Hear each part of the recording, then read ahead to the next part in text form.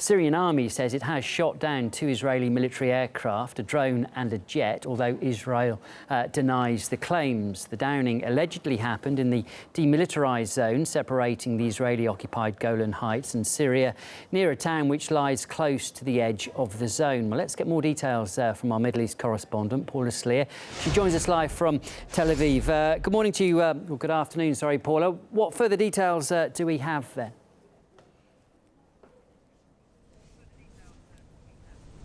Well, what we know is that yesterday, Monday afternoon, there was incoming artillery fire into the Israeli-occupied Golan Heights. This is a territory that is considered disputed according to the United Nations and international law, which Israel took over back in the 1967 war. But Israel, of course, considers it Israeli territory.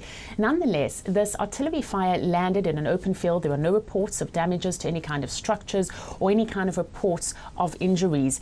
In response, at 1 o'clock this morning, Tuesday, the Israeli army struck a Syrian military position near Quneitra on the Syrian side. Now, a short time ago, I spoke with Peter Lerner. He is the spokesperson of the Israeli Defense Forces, and he told me to quote that there was activity operation against Syrian artillery positions following incoming fire to Israel. However, he says that the Israeli warplanes returned safely and are accounted for. There are some questions about an Israeli drone having been used. He said that this has also returned. This arises following a statement that was issued by the Syrian Army in which they say that 1 Israeli aircraft was downed.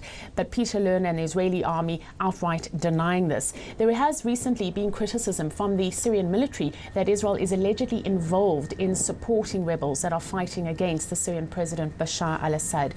It is unusual for the Syrians to have used a surface-to-air missile to respond to any kind of Israeli activity. This is the 4th time this week alone that there has been warplanes that have carried out, this is the 4th time that there has been artillery fire coming in from Syria into Israel. But the Israeli army has always responded, saying that they don't believe that these artillery attacks are intentional, but rather that they are part and parcel of the ongoing civil war that is happening in Syria just across the border from Israel.